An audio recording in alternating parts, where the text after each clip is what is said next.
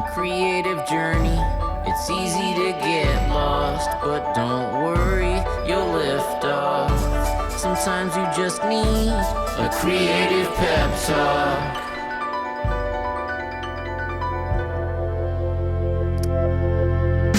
What do you do when you end up in a place in your creative journey that you never expected to be, where everything you knew about being creative and what you loved about it and what it looked like and how it worked dramatically changes? I didn't ever see that coming in my own creative practice, but over the past 4 years, so much has changed in the world and also in my life that I've had to change my relationship to creativity and even to how I saw myself. Today on the show, I have a chat with Alice Fraser. Alice is an incredible stand-up comic who weaves in storytelling. I would probably put it in that category of lay down tragedy, which is the opposite of stand-up comedy, but she's also just a great stand-up comic.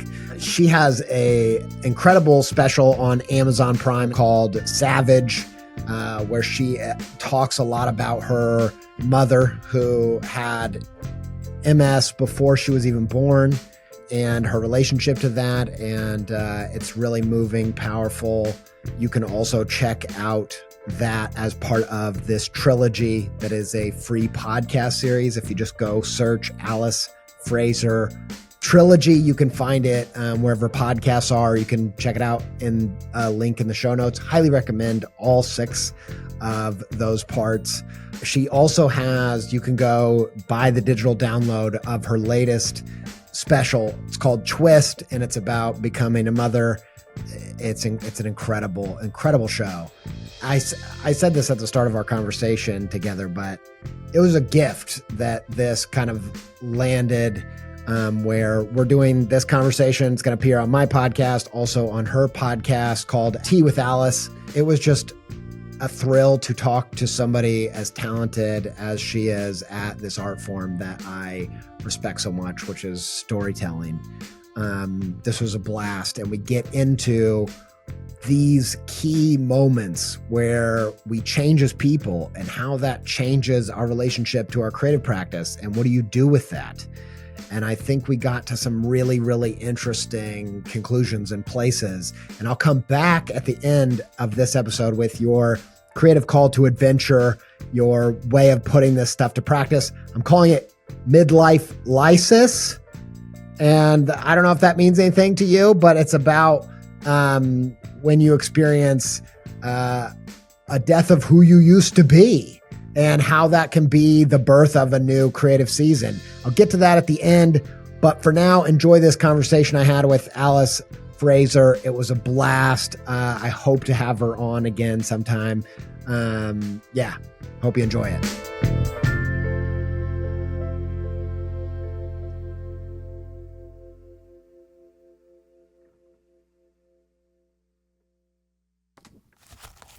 First of all, I wanted to say that I love your work. I so enjoyed the trilogy of your specials, and then your latest special is Twist, correct? Yes, yeah. I absolutely loved it. It was so good. And like, this isn't my favorite part of the special, but the thing that made me laugh out loud the most was your line about paddable bats. Just one of the weirdest things. I love like really weird stuff, but that was so weird. And cats being the paddable lap bat, which nobody knows what that means. I'm not sure people knew there what it meant. But I was like, that is amazing. Can you explain that real quick, just so it makes some kind of sense? I mean, they both have weird little faces. They both have those kind of squished in little sort of insect faces, bats and cats. Yeah. I needed those jokes in there as it was sort of quite mechanical, having those very hard cuts to the ads section in that show because it's dealing with a lot of heavy heavy stuff. And there's ways that you can kind of integrate light and heaviness more sort of smoothly. But for that show specifically, I kind of wanted that abruptness for the rhythm. And it just was a funny thing to say. Sometimes things are just fun in your mouth. And you write them down and you're like, that's stupid. I shouldn't say that. And then you're like, what if I did say it just once? And then it becomes like one of your favorite jokes in the show.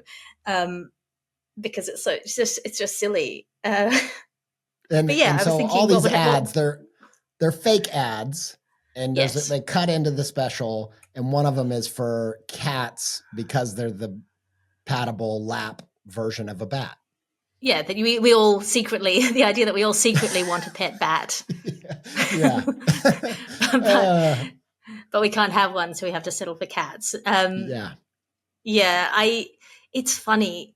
That show was sort of about why and why not to be a mother as a creative, and sort of the ways in which business and capitalism treat the labor of motherhood.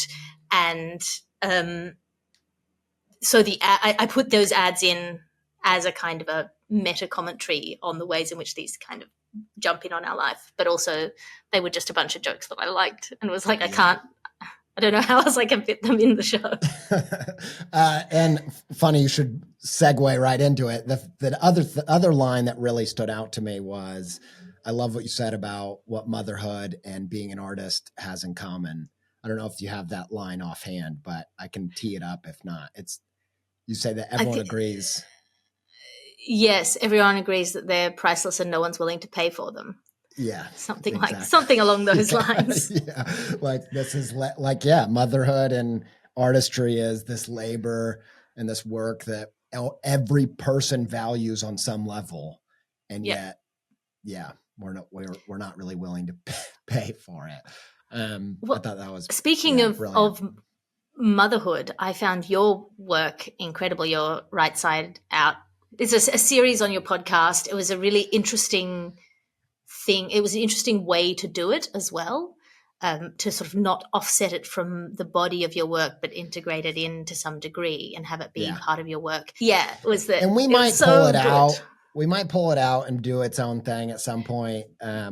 But yeah, I think the reason we did it, so it's just a series about ADHD and my mom. And there was a bunch of reasons why we decided to release it that way. But one of them was, I've been doing this podcast for 10 years. The people that have listened for a long time have heard lots of bits of it. And there was just something about when I would talk to listeners of the show and I would talk to them about the project and whatever, I just wanted to give it to them. That's because I just felt like it just made sense. It made sense to do it that way. But it's also, like I said, we might like break it out and do something else with it too. But. Well, it's also in light of you saying that the last few years of your creative life have felt like just one step up after another, trudging uphill. You're providing the momentum for everything. It's sometimes good just to do the easiest thing. You've already got an audience. You've already built a platform. You know that these people are going to be interested in you and your work and this thing. So then, of course, you can do more with it afterwards. But I'm a big believer in just getting something done, getting something out of you and into the world, and then you can see what you've actually got, particularly with stuff that's like deep in you, just feelings deep. You kind of cannot see what you have when it's just an idea. If it's in your head, it's just sort of inchoate and squishy, swashy, and it's sort of filling all. It's not until you like haul it all together and then you put it on the page that you can actually see what it is as art, and then you can adjust it. Both as a piece of art that is not inside you and therefore not affecting you. And sometimes that can really shine light on what's going on the inside. I think, the whole process of art is like you've got a vision and it's like a projection onto the wall, onto a white wall. You see the picture and then your job is to like outline it and sketch it and fill it in all as quickly as you possibly can before the vision disappears. Yeah. And then the vision is still sort of in your eyes and someone else will walk in and be like, you've got nothing. It's what is this? You can't see what you haven't got because you're filling it in with the projection from your mind. And like so much of the practice of art, for me at least, is like turning off the projection and seeing what I actually have, and then being able to turn it back on again. Yeah. Like that's really good. the hardest work for me. That makes so much sense. It's one of the reasons why, speaking of wives, why I do so much work with my wife is because Sophie and I she's so good at showing me what I'm missing and also adding her own stuff. And, she was really involved in that project, but that's exactly right in that you can't see what part of it's like doing a mural and you're working on it with this projection and you can't see what parts you've inked in and what parts you haven't because it's all in you. I think that's a great image. And then you turn it off and you're like, oh, it's like hearing your phone voice on an answering machine the first time. You're like, oh no, that's what it looks like to other people. True. Because you haven't got the resonance echoing around in your own head. Yeah. Terrible. And the other thing that comes to mind with that is, and I feel like I don't hear a lot of, maybe I'm blanking on this, but I don't feel like I hear artists that have created a body of work, books or shows or gallery shows, whatever. I feel particularly familiar with this struggle because I have to assume it's an ADHD thing of just getting shit done, just doing it. I have to, so that's another way with putting it on the show. It was just almost like a hack of like, I already have to make this. I already have this up and running. I already have this commitment to doing it every week. I've done it for years. And I feel like sometimes I'll hear an artist, and my wife is a little bit more like this, where she is a bit more like, what should it be? How should it be done? And I'm, I have to, do whatever the vision wants it to be. And I just feel like I always think about like, no matter what my to-do list is, the hardest point on that to-do list is, how do I get myself to do it? How do I that one is very difficult. So I just feel like I'm a bit of a slave to just however I can get myself to do it. Deal with the monkey brain you have. You can, as a side project, work on healing the hole in your soul. That's a lifelong work. But meantime, what like ridiculous concoction of motivations are you going to cobble together to just get you to the rock face and make you start swinging? Whatever it is, trick yourself, bully yourself.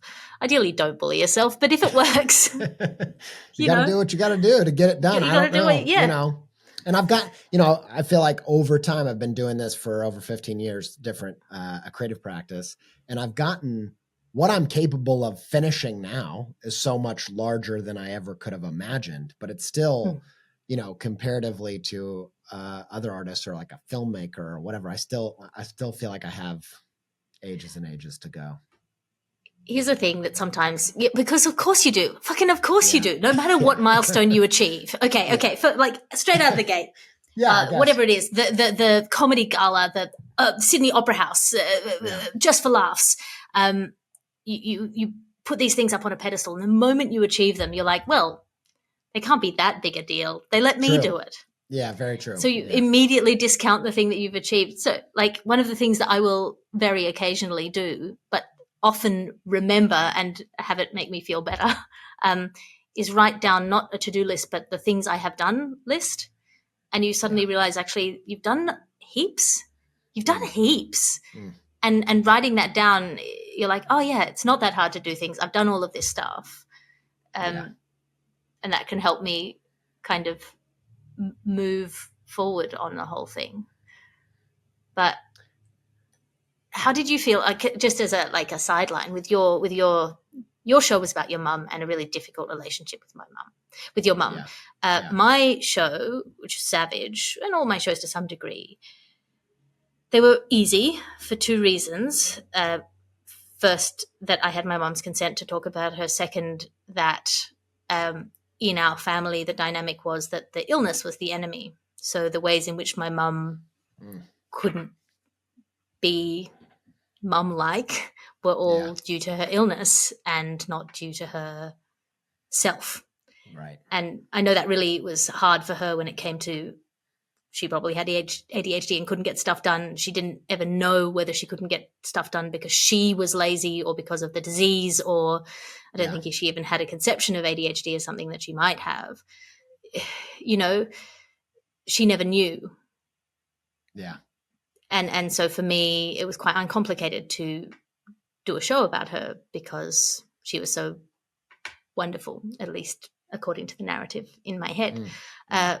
Your show is about the ways in which your mum was sort of not wonderful. Yeah. And the ways in which she was wonderful. But that's a much more complicated story to tell. Yeah. How did you navigate it? How did you come at that? Yeah. So just for context, for both audiences that might hear this, you have done shows about your mom who had MS, and this, you know, how that affected you and what that relationship was like. And you have recordings of her in your shows. And so there's a lot of overlap in that.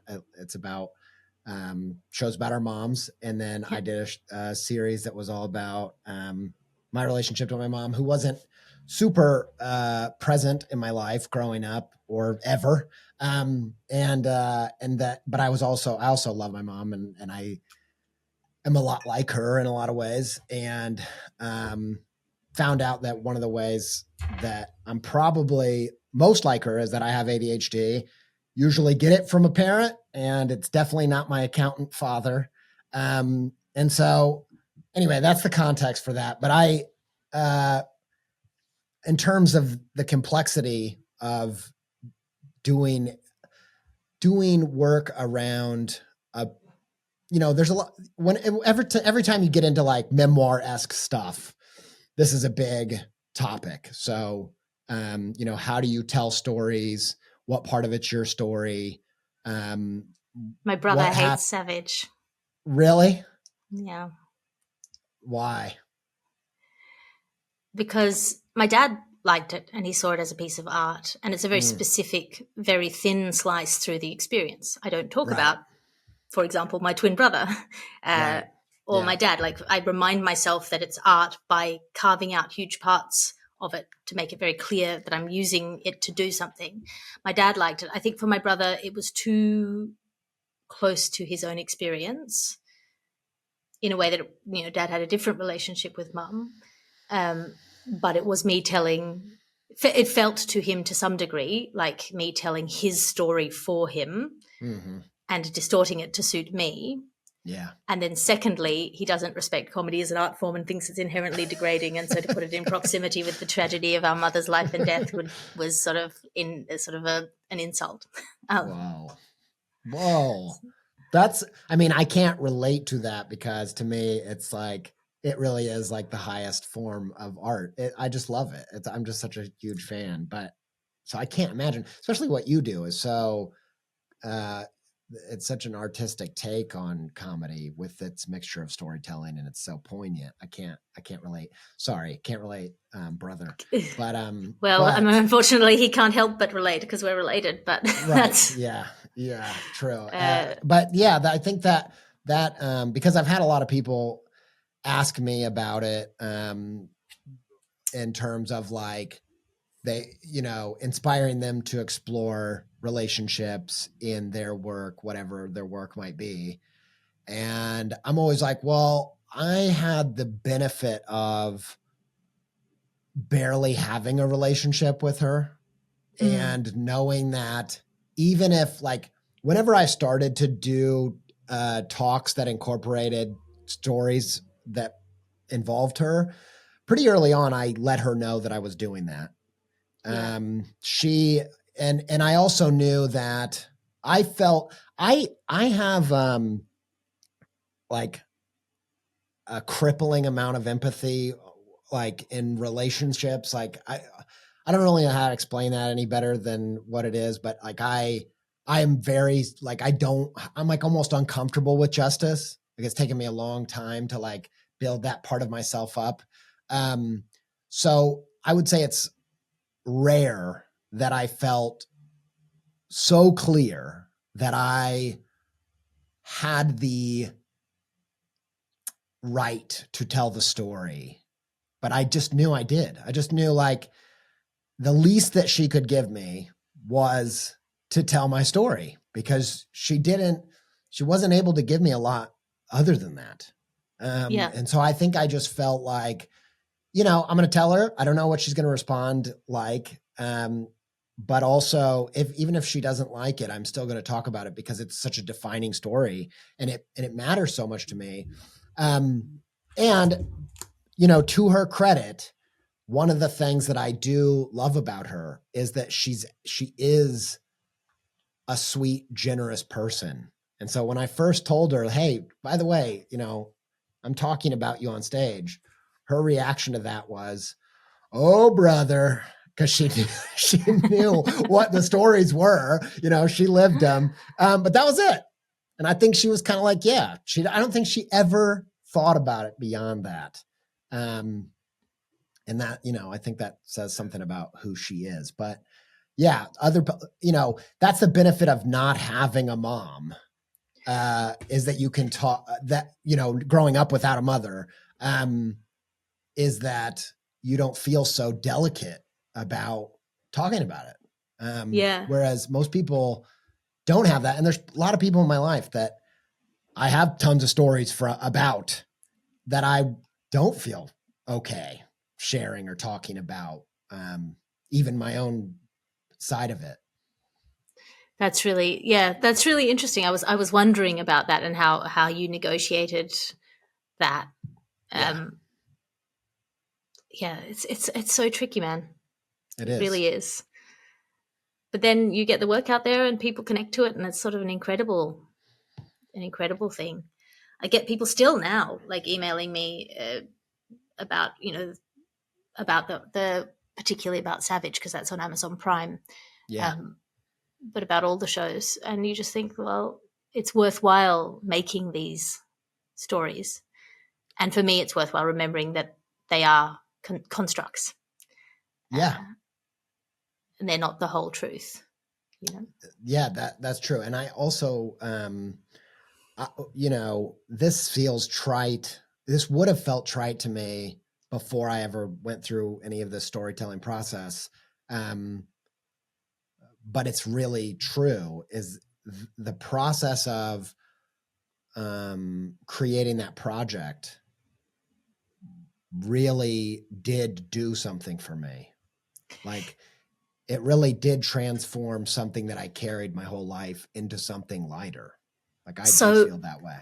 So this is something that I have struggled with which is I could hear the discomfort in your voice when you were saying essentially that you performed some sort of shamanic ritual, some sort of journey through a process. And it's like, it's super cringe. I'm one of those people who was always like, Valentine's Day is just commercialism and all these like stories that people tell to make themselves feel better and all this woo wishy-washy kind of with the language of spiritualism. It just doesn't really give you a handle on reality. And then you're like, but it is sort of, it's the best handle we've got. Like metaphor. Yeah. So metaphors are like, do you know about coding at all? A little bit, yeah. So you have these different layers of code that come closer and closer. This is very, very crude, and any coders will be infuriated. But they come closer and closer just talking in normal language, right, to the computer. Right. And each of them is sort of like a handle on the deep code. And I feel like these metaphors and these stories and like these kind of operatic, grand, sweeping narratives are the language that gives us a handle on this deep shit that's actually happening that we just don't have good ways of describing. I've just written a book about romance novels, and that's the kind of gave me the key in, right? Because people are like, romance novels are so unrealistic. And I'm like, no, they're not unrealistic. They're opera. She gets kidnapped by highwaymen and he has to chase her down. That is a big handle to a metaphor, a gestural interpretation of, he's not looking after her and she becomes a bit distant and he has to come to her. These conversations that happen in miniature inside relationships at like in half an hour after dinner that are like pivotal to the health of the relationship. The romance novel draws them out vastly into these big, easy foam handles so that you can actually get a grip on the things that are going on in the dynamics of interpersonal relationships, whether they're sexual relationships or not. Yeah. And that I was like, so yes, my friend who is having a divorce is walking through the valley of death, and she is Orpheus. And the moment she lets him know that she wants him back, he'll slip back into death. And the only way that she can get through this is to come without looking behind her into the land of the living. And if he follows her, he follows her. And if she looks back, she'll lose him. And either way, she can't look back. Like that, you have these grand things that describe a reality that's so sort of delicate and convoluted and tricky and internal that it sort of can't be managed or handled. Yeah. And so, like, use the metaphor, man. Lean in, you know? Yeah. Okay. I just wrote 3 things down because there's so many things I want to pull out with what you just said. Okay. So I'm going to bullet point them just so I don't lose track and maybe just, I don't know why, but I just feel like it's the right thing to do.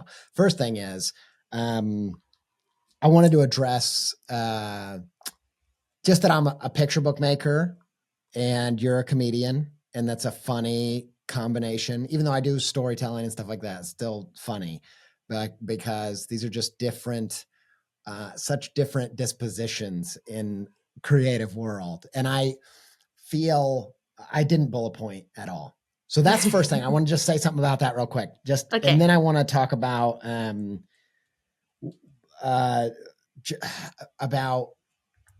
the symbolic kind of thing that you're talking about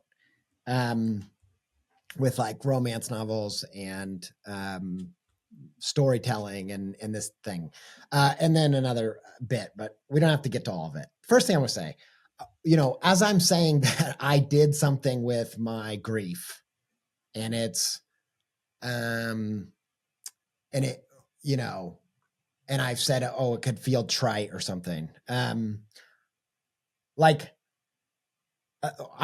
could go into that a bit in a minute, perhaps, but I just wanted to give you permission to just let me have it.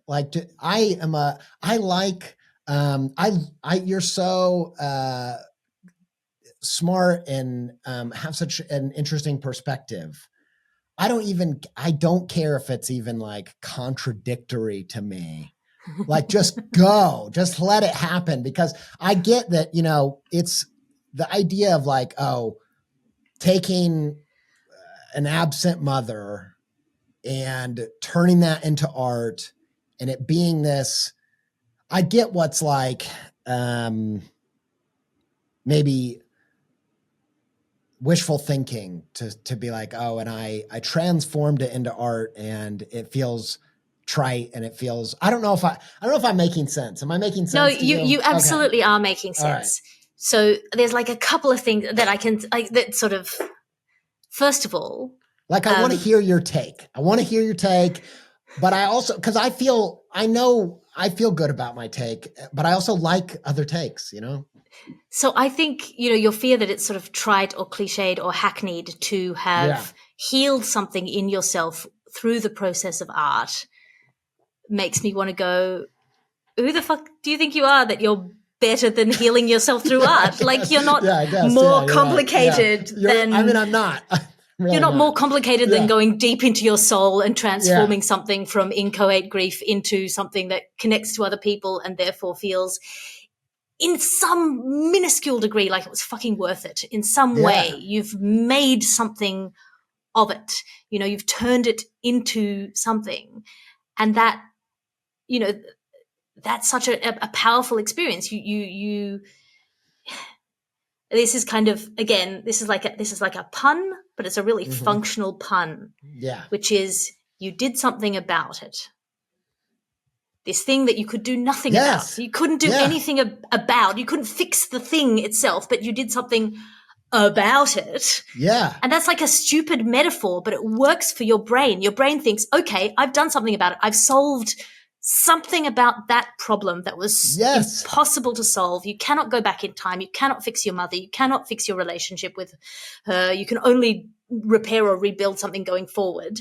That's all in the past. But if you do something, about it in the terms of a roundabout, it feels to your soul, even though I don't believe in souls, that you've done something functional with this thing.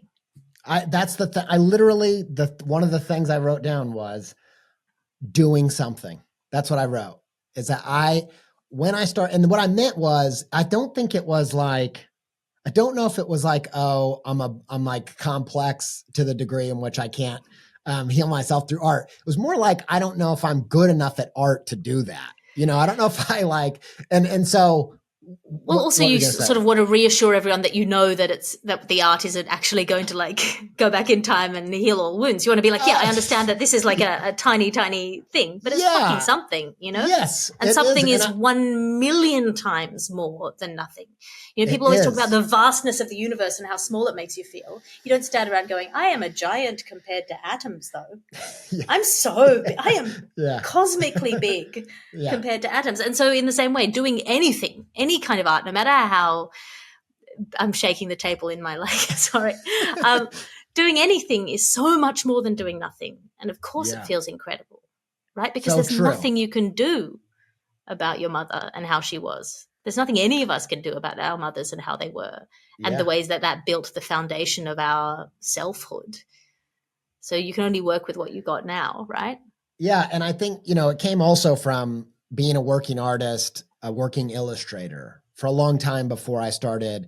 Like, one of the things that's become a really big theme on the show is encouraging people to create their own substance in their work. Like, no matter what you do, I like this idea that illustrators are kind of like actors in that, in a very unglamorous version of that, but similar in that they're the last person in the chain to like, here, this is the art. You are going to produce it. You're going to like illuminate it, give it emotion, whatever, be the face of it.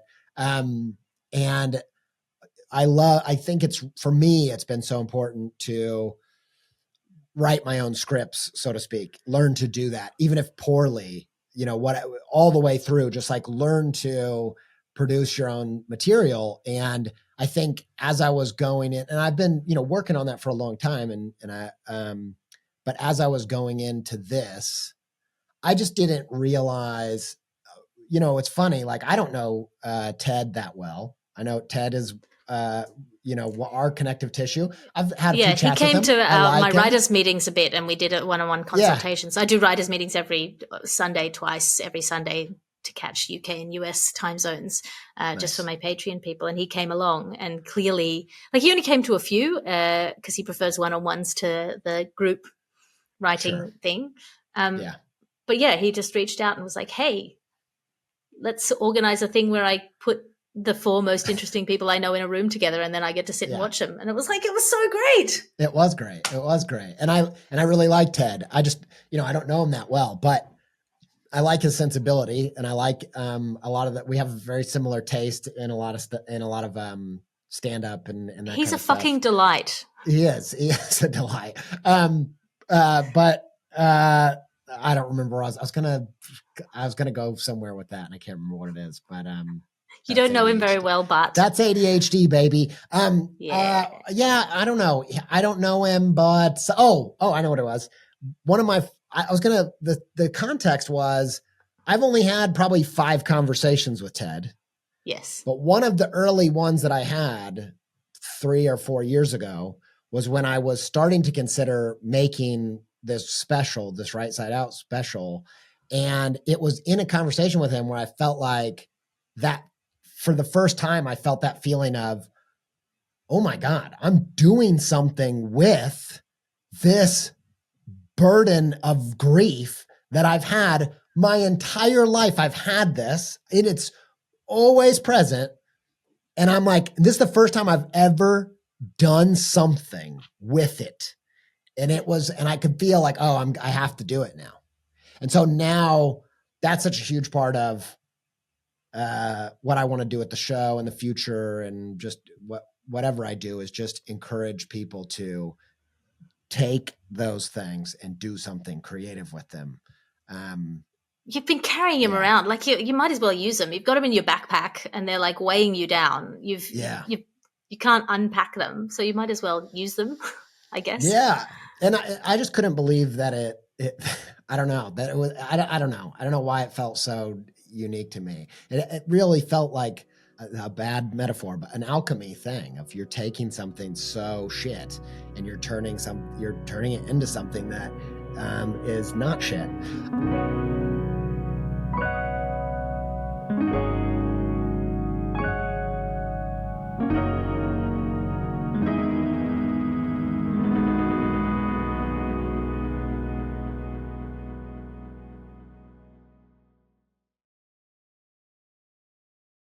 One thing I wanted to ask you about in your shows, your latest special is very much related to being a mom.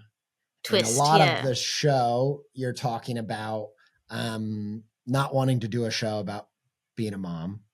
Yeah. And I just thought, you felt like, you had to work through a lot of baggage for that. But you'd also done a lot of work about being a daughter. Yes. And I just wondered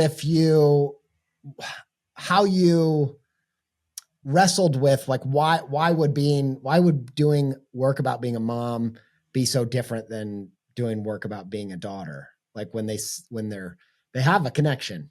Well, because everyone's a daughter. Right. But being a daughter isn't a translation of self in the way that being a mother is.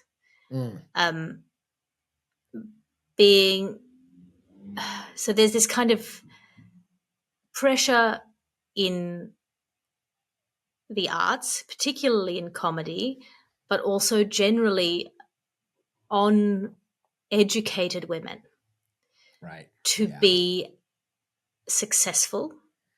And we define success as against the masculine. So you want to be successful in the way that men can be successful and are successful. And so when you talk about women who are successful and mothers, it's about how they maintain their careers in the face of motherhood. Often, not always, but often means being less good mothers, or less holistic mothers, or sharing the burden of motherhood with a supportive partner or a number of other people or nannies or whatever it happens to be. And that there is this way in which, and I don't know where I got this impression, which is why it's fascinating, but it's an impression that I have and that I've encountered in a lot of other women, which is that essentially being a mother is surrendering to the base animalistic side of yourself. And the admirable thing about success or being a human, or what's good about people, is that they rise above that and you live in the intellectual sphere and you are not of your body. We're above the body. We're better than that. And that is, that's why Greek statues have tiny penises, because you're not meant to be basely controlled by the lusts and urges of your reproductive organs, right? And you, obviously it's nonsense. We're all embodied. You need sleep to work. You need, all of this stuff. But the idea essentially that I had received was that becoming a mother makes you less an artist, or you won't care about the things that you care about anymore, because this priority shift comes in, and that's bad. It's bad to change what you care about, because what you care about is the highest and greatest thing, which is artistic success. And so I had sort of absorbed this idea to the extent that I thought, not that I didn't want to become a mother, but that I didn't want to tell people. I didn't announce my first pregnancy until I was 8.5 months pregnant, because I wanted to put off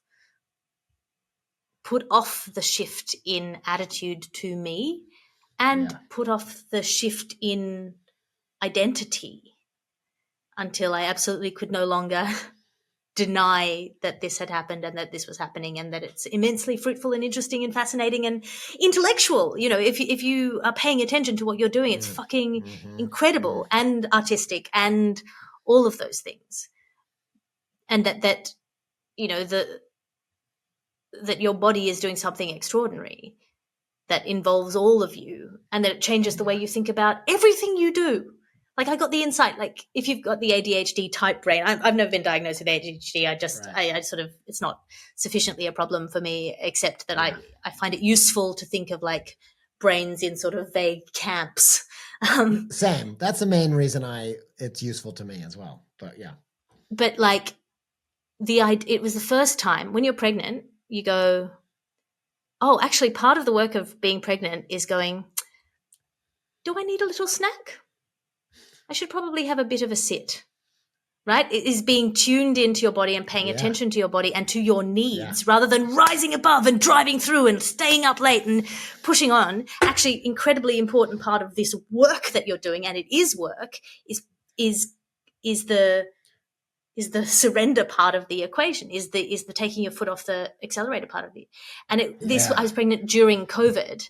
And so at the same time, I was suddenly confronted with the fact that my work schedule, which I'd always sort of constructed in this really haphazard way that I felt guilty about. I was always bouncing from one thing to another and writing my stuff on the bus on the way in, and all, sort of piling up things. Or I'd work in a cafe, but my computer wouldn't have charge, so I could only work for 40 minutes and then I'd go to the next cafe. All of that stuff went away. And I was confronted with the reality that actually it's not chaos that I need. It's just really hard on time, and then I need to go for a walk. And that the walk is essential to the process. It's not failing at the process. It's not stopping the process. It's not stepping away from the process. It is the process. Yeah. It's the work. The work is taking your brain off the task and going for a walk and letting the team in the back rooms sort it out, so that when you come back to the page, the will guy at the front can apply himself back to the page. But the will guy is not the boss. Yes. He's just one of many equally important parts of this process. And I kind of had to really just, sit with that for 10 months and just go, oh, everything that I've thought about what work is for me, what this kind of work is, has been wrong. And I've been beating myself up for doing something that was actually not just necessary, oh, I got to do it, but like important and valuable, and as valuable as the other parts of the work. I got diverted from your question, but this is what I wanted to talk to you about. Actually, this is the number one thing, which was when you talked about in your latest special twist about being a mom, and you were talking about how you were saying earlier about how, well, everybody is a daughter, or everybody's a son, everybody's a child of somebody, whereas not everybody has kids. And even if they do, not everybody pushes a kid out, right? That's a subset of people. And yet, this is a cliche, but I think for a reason, the idea that in the specific lies the universal, things like Hannah Gadsby, her specials are about several things that there's no part of the Scantron where I fill in the same things that they fill in, right? Like they're totally different. And yet it doesn't matter. It's that specificity does something. It really hits home. And as you're telling your story, the thing I wanted to ask you about, which I deeply relate to, is the Jungian way of talking about it as the second half of life, like two parts of life. And actually they think there's probably more than that. I think a huge theme on my show, I imagine over the next year, is going to be this second half of life, because things like COVID created this bookend thing for lots of people. And it's similar to what you have gone through, and how it's closed certain doors and opened other doors, and you're in this totally different time. And I'm in this zone right now where I was getting like stuck in my, I wanted to build more like joy into my life, because I'd gotten it's just, it's been, I hit a rough patch on a couple levels and really needed to prioritize that. And the way I started doing that was listing out all of the seasons of my life where I'd had a ton of joy, right? And thought, these are the things I need. I need, like, these kind of meetups with some friends at the bar like I had in college. And I need this thing and that thing and all. And I was making this huge list. I made a list of 10 things. Like, these are the 10 things that I know make me joyful. But I also, like, as I'm doing it, I'm like, this is wrong. I know this is wrong. I don't know why, but I know this is wrong. And I think it's because those things weren't what gave me joy. Those were me leaning into the joyful things of those seasons. And now I can feel, my kids are all older than 9 and I've got a teenager, and like, I can feel life is like, my life right now is unlike any other time in my life. Yeah. Like, and it's one of the reasons why I'm struggling, but also that all of those things, the joyful things about those, were learning to really, like, lean into what's cool about right now. And it's not the same stuff that it used to be. And so I don't know if I went on a giant thing because it was hard to explain, but that's the thing I really was, like, tapped into at the end after I'd experienced that show, was like, yeah, you do these things in your life and it changes who you thought you were. And it's and yeah, at some point in your life, you start realizing that, oh, you're not just this cohesive thing and it's from start to finish and it's going to stay that way. Okay. That was a huge sprawling mess of stuff, but okay. No, that made so much sense. And it's that thing of also, when you're doing a show about motherhood, I was very conscious that there are people who take parenthood and get really smug about it. Like, it makes you a better person. Right. Which is not entirely, I can see where they get that idea. But it's not entirely true. It forces you to do difficult things, and doing difficult things is a really good way to become a better person. Yeah.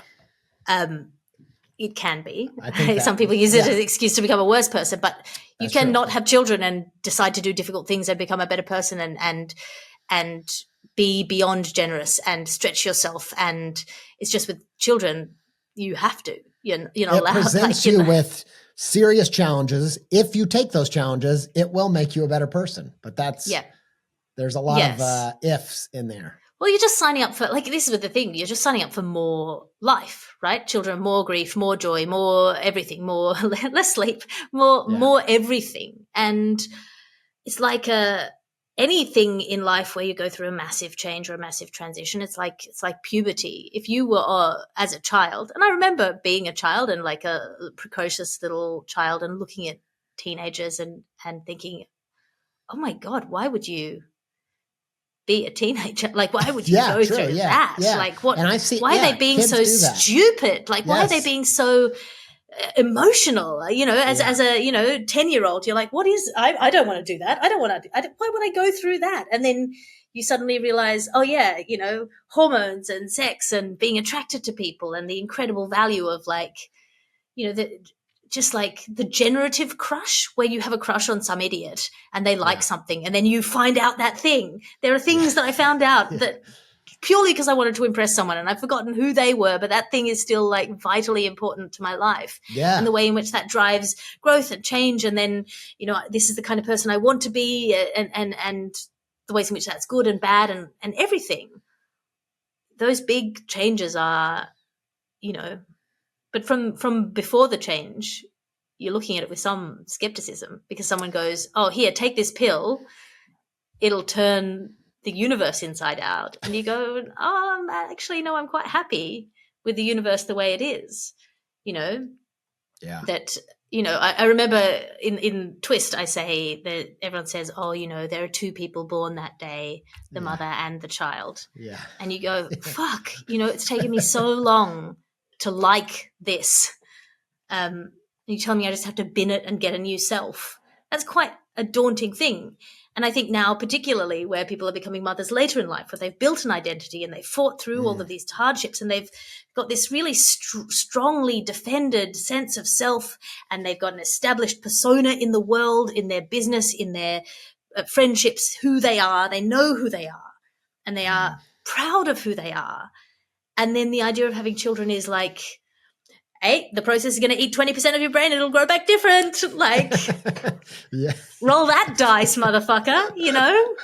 Yep. And of course it's daunting. Yes, it is. And that bit that you said about teenage years, I realized like, oh, I did the same thing watching my family members, aunts, uncles, etc. Some of them went through extreme midlife crisis. And I remember thinking exactly what the kid thinks about the teenager, which is, I'm never doing that. Like I'm going to make sure all of my decisions are such where I will not lose it half in my, when I turn 40. And, I don't think I'm going to lose it, but I am different. Like I did not see that coming. And the reason I bring it up is because it is deeply related to how I am doing my creative practice. Like it has changed my relationship. And I don't know how much you want to give away about your special, but I know it's also changed your creative practice and what your priorities are. And it's interesting in the exact way that I didn't want it to. Right. And I'm delighted. Yes. Right. And you're delighted. Yeah. And you're glad about it. And I mean, it changed mine in all kinds of ways. And some of them are, as I imagine, just knowing your trajectory a little bit of, doing this book and doing all these different podcasts, et cetera, that, some of the ways that my relationship to my creativity has changed, in ways I didn't want it to before I got here. And now I'm like, yeah, but now it actually has made my creativity better in a bunch of ways too. That's a lot of vagueness, but yeah, No, it really has. And you say in one of your creative pep talks, I can't remember which, but like the obstacle is the prompt. Yeah. Right. Yes. True. Yeah, exactly that. Figuring out what about what you do is important to you if you can't do it the way you've been doing it. And the way I had been doing my creative practice, stand-up comedy, is in many ways the minimum viable product for the ideas that I have, because you have the idea and you can try it that night in a comedy club and it works or it doesn't work. And there's a really swift feedback loop and you know immediately if it's working or it's not working, and you can hone a show, and you've got the festivals. So you've got deadlines and applications that are due, and you know when you're meant to be doing things. And I would know at this time of year, I would know where, on what stage I would be standing at 8 p.m. on the 6th of August for the Edinburgh Fringe Festival. Mm-hmm. And I would have to have a show by then. It would have to be of a certain quality, and like all of those things sort of crowded out any choices in my life, because it was just the next thing and the next thing and the next thing. And I was happy and I was doing this work. But actually, if I can't do this work in this way, for the reasons that I describe in the show, what am I trying to do with the work? What's the function of the work? What's important to me about it? And how can I do that in other ways? Mm-hmm. And now the stuff that I'm doing, I'm running these writers' meetings. I'm running a writers retreat in Switzerland in September. I know. And then that kind of the part of me that wanted to be an academic, I get to like teach and cultivate and help people do their work. And then that prompts me to think more interesting things about my own work. And I've got a book, and I'm doing a show with the book, because before I couldn't justify doing a show. But if it's the book and the show, then I can afford to bring my children along with me, which means that I'm not, I can do this balance of podcasting in the morning or in the evening when they're asleep, and doing the whole of Twist was written over the shoulder of my infant while I was breastfeeding. Yeah. Like that's in the middle of the night at 3 o'clock in the morning. I was going to ask you. I would either listen to Jack Reacher or I was going to ask you how you wrote it. It seemed like you weren't workshopping that stuff on stage, right? So this was like, you were just like writing it, and then did you practice it? I did it in Melbourne badly. Okay. At the Melbourne Right. Comedy Festival. I was just like, Yeah. I'm gonna hit Melbourne underprepared, and it's gonna be a trial by fire, and Right. I'm gonna have a slightly longer preview, half price tickets, so that I'm not feeling like which is that's a really hard thing to do. Comedy, you have to kind of get good by failing and just being like, okay, I don't have 3 months to run this show in. I've got to do it in a week. I've got to pack in all the failure as quickly as I possibly can. And fuck, Yeah. the show has to be entertaining enough while it's failing that the audience feel like they've got what they came for. Right. But for me, it's very important that the show do what I want it to do, which is usually not just being funny. Mhm. And so I was like, am I okay with it just being funny and chaotic for a week? Not really. Do I have any other options? No. So, for example, the ad sections there in the show, which we mentioned before, which are just 3 minutes of one-liners that I'm going to drop in every time the show sags, so that the audience is getting some jokes every 5 to 7 minutes. And then, of course, you, on the stage with the stuff that doesn't work, you inevitably every sentence or two find a laugh line, because you've got your fucking survival instincts on the stage. And then you go home and you put the audio into rev.com because you can't stand to listen to your own voice. And then you edit the text, and then you go back in the next day and do it again. But yeah, that was a very, very painful process. Just painful, I couldn't, honestly, I mean, it kind of blew my mind, because it's a great special. And I thought, thank you. And it feels like a special. It feels like something that you have workshopped for years.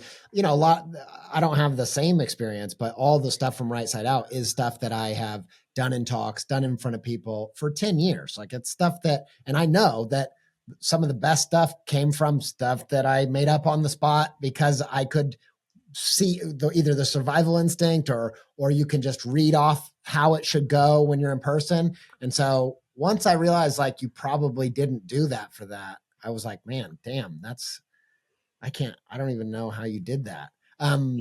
So by walking through the fire was the answer. It was that to thinking of the metaphor, that's Odin carving his eye out for knowledge. Like, there's a shortcut, but it's gonna fucking hurt, man. Yeah, and I think for me, as I'm seeing like the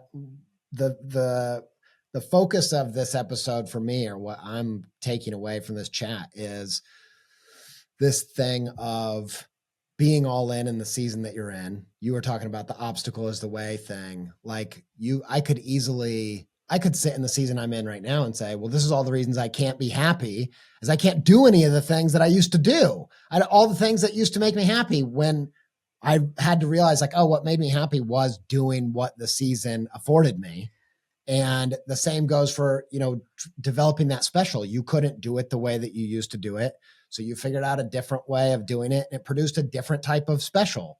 Well, and doing the thing that is appropriate to the season is like, like seasonal vegetables, the thing that is ripe right now. You eat the thing that's ripe right now. And you see so many, I'm going to say men particularly, who hit their 40s, hit their midlife crisis, and go, I want to do the things I used to be allowed to do. I'm not allowed to do those things anymore. They used to make me happy. And then they fuck their lives down the shitter.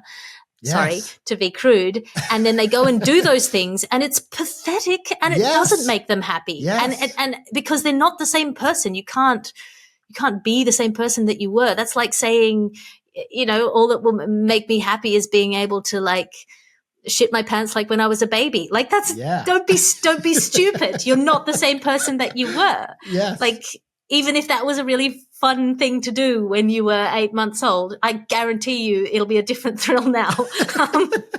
And it's totally, dude, as you're saying it, it's like, duh, what the heck? How do you not know this? But it took me at least, I mean, I didn't have to go do that. I didn't have to spend years of my life doing that. So that, to my credit, I didn't do that. But I did write it all out and thought, like, I can be in a depressive state and walk downstairs and see my 12-year-old son doing perler beads and be like, yes, this is awesome. I love this. And it's like, and I think part of it is I couldn't imagine myself being that dad. Like I couldn't imagine that being like, I don't know why, but my point is, because I started thinking about why does this matter to somebody as a creator who is 22? I think that's what I was trying to get at is what matters about it is take advantage of that season, regardless of the obstacles and regardless of the opportunities. Because when I was 22, I was thinking, well, I wish I had a book deal. I wish I had this thing. I wish I had, now I have some of those things, but I don't have what I had when I was 22. Maybe, I don't know. For some reason, it's just, it's working on me now, mainly because I didn't know that I'd be such a different person at 38. Well, it's this thing where I think we are robbed by the fact that people who are happy in their middle and older years don't have the urge to talk about it in the way that people who are happy in their 20s are. So like when you're happy, you're so showy. You're performing selfhood so hard at that age because you're trying to figure out who you are and you're asking everyone, is this an okay person to be? And you kind of so youthful joy looks bigger and glitzier and more exciting. And so culture focuses in on it's more photogenic. And then as you get older, you can be equally happy and satisfied, but you have less of an urge to show it off and tell people about it. As well as maybe the things that make you happy are quieter things. And as well as, the fact that beauty is something more specific as you get older and it's more personal and it's less sort of universalizable. I think maybe the analogy is, how young people who are beautiful to everyone, but old people are usually mostly beautiful to the people who love them. Yeah. And so the way to stay beautiful as you age is to have people love you. Not to get plastic surgery, because getting plastic surgery is trying to be beautiful in the way that young people are beautiful. Right. Yeah. But if you're beautiful in the way that old people are beautiful, that's just making people love you. Right. Is that a thing? I don't think I've ever heard that. It's really good. I just made it up. Sorry. It's so good. Turn it into something. I love that. And it's so true. Yeah. I wonder what it ought to be. But yeah, we need to romanticize these different periods of life in a way that I think we heavily romanticize one period of life. But where can people find you online, Andy J. Pizza Miller? Creative Pep Talk and AndyJPizza.com. What about you? Patreon.com/Alice Fraser. That's a one-stop shop for all of my startup specials, podcasts, blogs, my weekly Tea with Alice salons where we sit in a room and have a chat like this, or my twice weekly writers' meetings. The expression of interest form is open for the Swiss retreat. I've got a book. It's called A Passion for Passion. It's available online at unbound.com and will be in bookshops in the UK on the 6th of February and in the US on the 5th of May.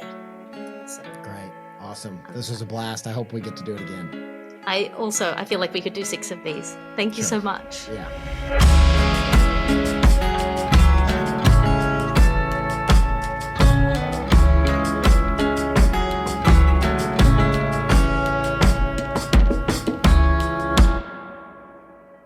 Absolutely massive thanks to Alice for joining me on this episode. Go check out her specials. Highly recommend it. I would start with the Alice Fraser trilogy and then work your way up to her latest special twist, which made me cry.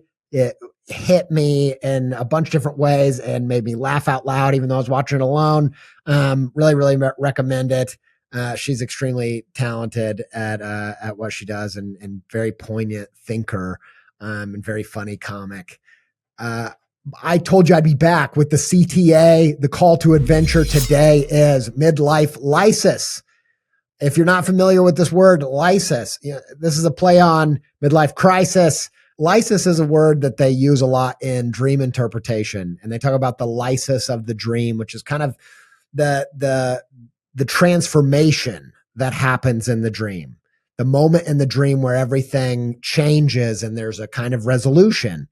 And I was thinking about how I don't want to have a midlife crisis, but I do want to have a midlife lysis. And I'm having one whether I like it or not, which is halfway through this life. I'm just having this moment where I'm not the person that I used to be. So I'm in a place in my life that I never saw coming. And it's changed my relationship to my creativity.